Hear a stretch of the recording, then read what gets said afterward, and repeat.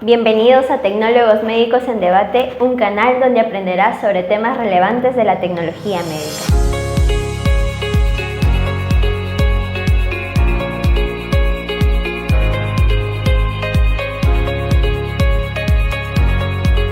El día de hoy nos acompaña una tecnóloga médica en terapia del lenguaje, egresada de la Universidad Peruano Cayetano Heredia, es docente universitaria y con certificaciones nacionales e internacionales en la especialidad de foniatría.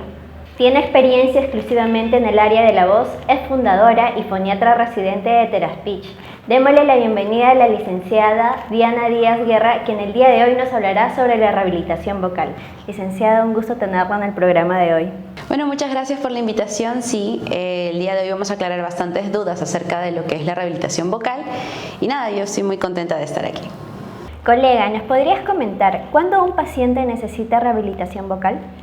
Bueno, hay varios escenarios en los cuales un paciente podría necesitar rehabilitación vocal. Realmente el médico, el otorrinolaringólogo, después de una revisión al paciente, puede recomendar lo que es una terapia de foniatría o una terapia de voz. Normalmente recibimos pacientes que pueden tener patologías vocales como nódulos en los pliegues vocales, parálisis de pliegues vocales. Esos son pacientes que tienen pues una patología en sí y ellos de todas maneras deben llevar una terapia de rehabilitación vocal, así como también recibimos pacientes que sienten propiamente su voz que no está, digamos, rindiendo de la misma manera en la que lo hacían antes.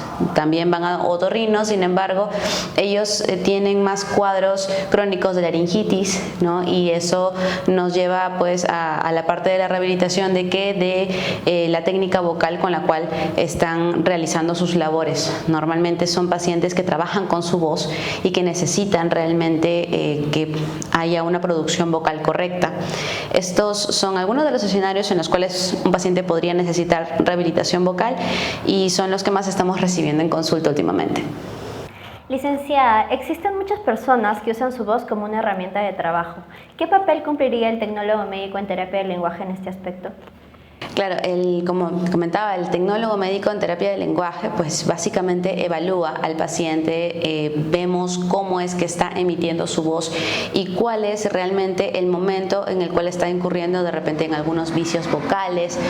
Por ejemplo, las personas que hacen mucho, ¿no? Eso le llamamos el carraspeo. El carraspeo es uno de los hábitos deleterios más importantes que vemos en pacientes que tienen, digamos, una sobrecarga vocal. Son bastantes cosas que vamos evaluando: el timbre de la voz, el tono, si es que tiene una altura tonal correcta, y de acuerdo a ello pues armamos un plan de tratamiento para ayudar a esta persona a que mejore la técnica vocal con la que está trabajando y también que llegue a lo que le llamamos una economía vocal, que es básicamente cuando el paciente puede hablar durante más tiempo y tiene, digamos, una producción vocal mejor sin tanto esfuerzo. Normalmente los pacientes se quejan de eso, ¿no?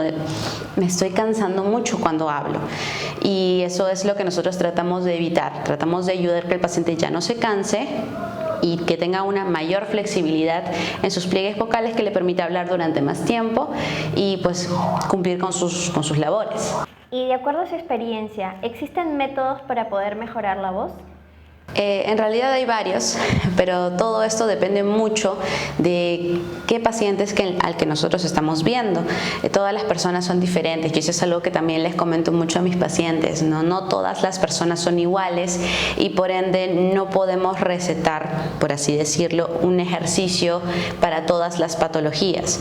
Se necesita por eso evaluar al paciente, evaluar cómo está realmente la estructura laringea, qué cosa es lo que está haciendo mal, básicamente, para poder nosotros ayudar al paciente a corregirlo y mejorar su producción vocal de manera personal. La voz es algo muy personal, en realidad. Es parte de nosotros, es parte incluso de cómo yo me manejo, de parte de cómo yo conduzco mis relaciones interpersonales. Y si yo no tengo, digamos, una forma correcta de hablar, ¿no? En general, no solamente de producir voz, sino también de realizar mis inflexiones vocales, de conversar, ¿no? De apoyarme de repente en lo que es el lenguaje corporal. todo esto se ve siempre afectado. Entonces yo tengo que ver qué cosa es lo que este paciente necesita desarrollar para poder nosotros llevarlo a un método que podamos utilizar. Hay muchos que podría mencionar, pero realmente es lo mismo que pasa cuando vemos en internet, por ejemplo, ¿no? Los pacientes entran a internet y dicen ¿cómo mejorar mi voz? Y les aparecen 40 millones de técnicas, soplar en un tubo, que el agua, que el vasito, que colocarme el vasito en la cara, y hay muchas cosas que son buenas, que le funcionan, pero tienen que tener sí o sí una base, ¿no? Yo tengo que saber por qué estoy haciendo este ejercicio, no hacerlo por hacer, porque si no, así no nos va a funcionar de ninguna manera. Licenciada, ¿nos podría comentar acerca de los remedios caseros, si estos sirven o mejoran a rehabilitar la voz?